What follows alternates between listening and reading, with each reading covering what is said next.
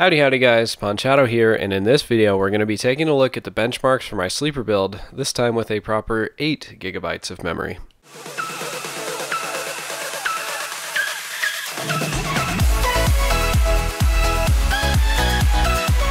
So this PC is powered by an Intel G4400 at 3.3 GHz, an Asus RX 462 GB graphics card, and now 8 GB of DDR4 2133 memory. If you want to see the build video, you can check it out by following the link in the description. Originally it only had a single 4 GB stick of memory, so if you're curious about how terrible playing with 4 GB of memory is, that benchmark video is linked below as well.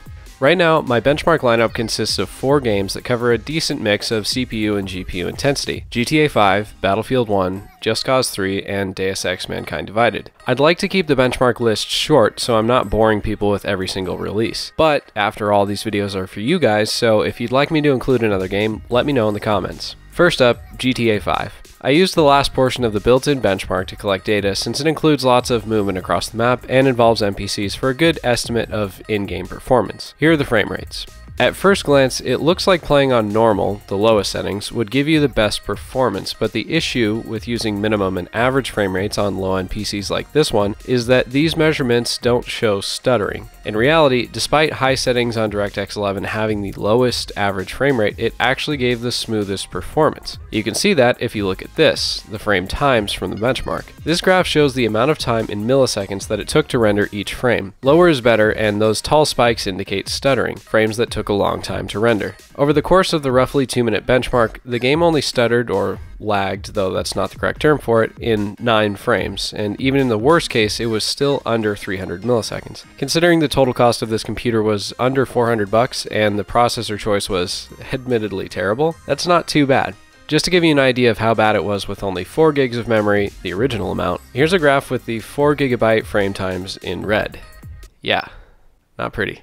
Actual gameplay is pretty smooth. Most of the time it's around 40 to 50 frames per second, and though it does stutter fairly often, it doesn't detract too much from enjoying the game. That said, screen recording with a dual-core processor really hurts performance. That's why this gameplay looks so bad right now.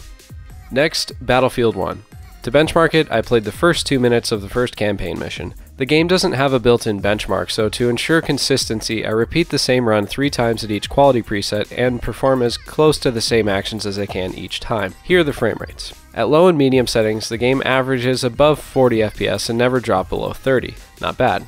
You may notice that there isn't a whole lot of difference between low settings and ultra, less than 12 frames per second delta. In this case, that's because the game is being bottlenecked hard by the G4400, a dual-core CPU. Looking at the hardware monitor graph while running the benchmark demonstrates this well. Top left is GPU usage, bottom left is the processor.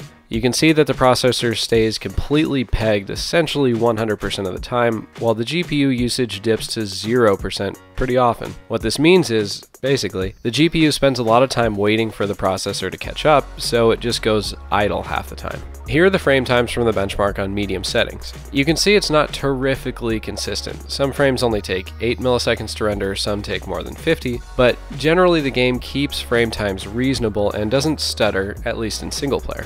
And unlike when I benchmarked the sleeper PC with 4 gigs of memory, online multiplayer is not just possible, but actually pretty decent. Here's a graph of the frame times from a couple minutes of domination gameplay. There is slight occasional stuttering and the frame rate only hovers around 30 to 40 FPS, but overall, playing online is just fine. The larger maps with more players and more vehicles hurt performance a bit, but are still playable. Again, screen recording with a dual-core processor really kills performance, which is why this footage looks so bad. Actual gameplay is very reasonable.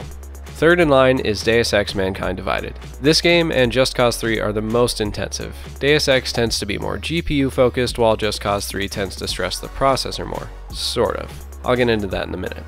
I ran the built-in benchmark at each quality preset, including DirectX 12, and here are the frame rates. I'd call anything that averages under 30 FPS to be more or less not enjoyable, so presets above medium are out. Using DX12 bumps up average performance a couple percentage points, so it's worth using. Here are the frame times from the benchmark on low settings with DX12.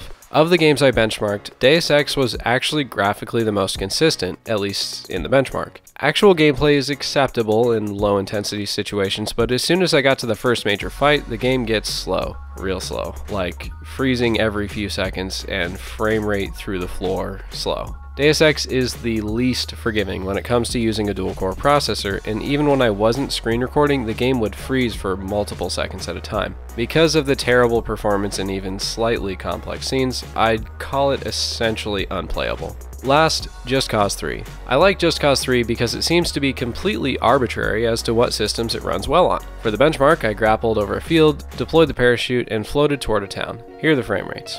Low, medium, and high all provide roughly the same performance with only a slight hit from each step up. Again, this is most likely due to the RX 460 being bottlenecked by the G4400. Looking at the frame times from the benchmark at low settings, you can see a fairly junky but not unplayable amount of stuttering. Now, for another comparison to how atrocious performance was with 4 gigs of memory, here are the frame times from walking through a town. 8 gigabytes in green, 4 gigabytes in red. Turns out game developers give you minimum requirements for a reason. Overall, this build is okay. Some games like Deus Ex remain basically unplayable, but more mainstream games like Battlefield 1 are actually enjoyable. This build is definitely not ideal if you're starting a gaming channel or streaming, but if you just play games to play games, it's not too bad. Many of you in the comments have noted that a G4560 would be way better due to it having hyper-threading, which the G4400 does not. And that's probably true. I'm considering a new budget build with the G4560 to test it out in the near future. But for now, I have all the components for a mid-range $800 computer sitting on my desk, and I want to get that started. Stay tuned for that build video. So guys, if you liked this video, hit the like button. If you want to see more, hit subscribe, and if you have any questions about this build, the benchmarks, or why I suck so much at Battlefield 1, ask them in the comments below. Thanks for watching, I hope I helped, and I'll see you in the next video. Oh, and if you do decide to build a computer like this one, just get an SSD. Seriously, just get an SSD.